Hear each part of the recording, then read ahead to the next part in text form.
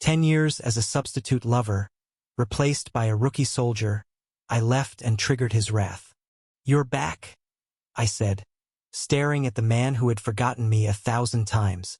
"I never left," he whispered, as if the years of silence and shadows were just a dream.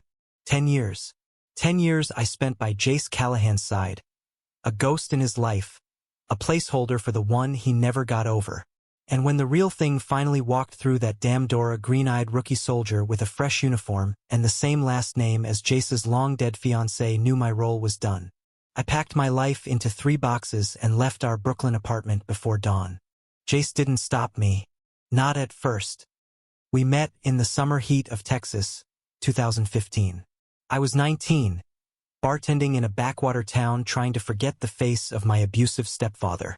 Jace was 23, home on leave, drunk on whiskey and grief, still wearing his dog tags like they anchored him to someone long gone. He kissed me in the alley behind that bar, sloppy, hot, and desperate. I didn't know it yet, but that kiss wasn't meant for me. His fiancé, Caleb, had died in a desert on the other side of the world, and I looked a little too much like him. At first, it felt like flattery, then like a curse. But God help me, I stayed. Every year, Jace would leave for months, military tours, classified assignments, vanishing like smoke, and I waited. He never promised love. Only his body. Only the echo of someone else's name whispered in sleep. Still, I hoped. Until 2 months ago when he brought that kid home. No, not a kid. Logan, 22. Fresh out of boot camp. Shy smiles, strong jaw, Caleb's cousin. A replacement. For Caleb? Or me? Now it's been 6 weeks since I left, and I've built a fragile piece in Boston, working at a gallery, painting in a shoebox apartment where the sunlight doesn't quite reach. Then Jace showed up. At my door. In the rain. Like some cliché from a cheap romance movie. "You didn't even say goodbye," he growled. "I didn't think you'd notice," I snapped, too tired to be poetic. He looked older, wetter, more broken than I remembered. "I didn't sleep for 4 days. Logan could have sung you lullabies," I shot back. His jaw twitched. "You think I slept with him? You think it matters? It does if you're still mine." That's when I laughed. Loud, bitter, ugly. "You don't get to play hero now, Jace. You had 10 years to love me. 10 goddamn years. And I did. No, you loved a ghost. I was just wearing his skin." He stepped forward, and for a second, I thought he might fall to his knees. "You were never a substitute," he said quietly. "You were the only one who stayed." My heart stuttered. Too long. The next week was war. He haunted my apartment, my work, my goddamn dreams.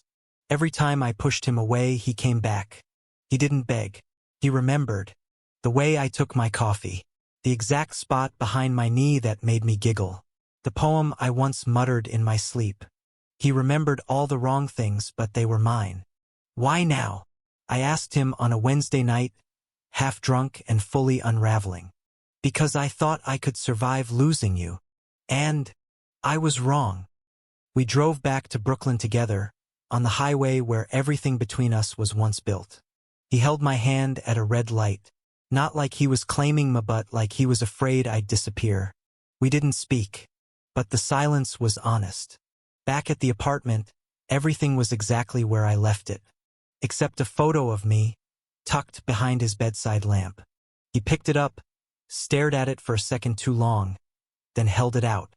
"I used to look at this every morning I was away. It reminded me why I wanted to come home." I blinked. "Not Caleb." Jace looked at me, then really looked. "Caleb was my past. You were my future. I just didn't have the guts to say it." Summer came early that year. We rebuilt ourselves slowly, brick by bloody brick. He quit the army 6 months later. I started painting full-time, and he cooked us terrible pancakes on Sunday mornings. We fought. We cried. We touched like we were always afraid of waking up from something too good to be true. But we stayed. One night, on the rooftop, I asked him if he ever thought about Caleb.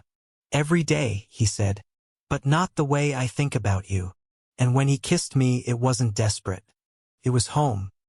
Jace Callahan, my ghost-haunted soldier, became real the moment he chose Menet as a substitute, but as the one who stayed when love was inconvenient, unreturned, and painful. I used to believe I was nothing but a shadow in his life. Now I know I was the light trying to break through, and this time he let it in. Thank you for listening. Don't forget to like and subscribe to stay updated with the latest videos.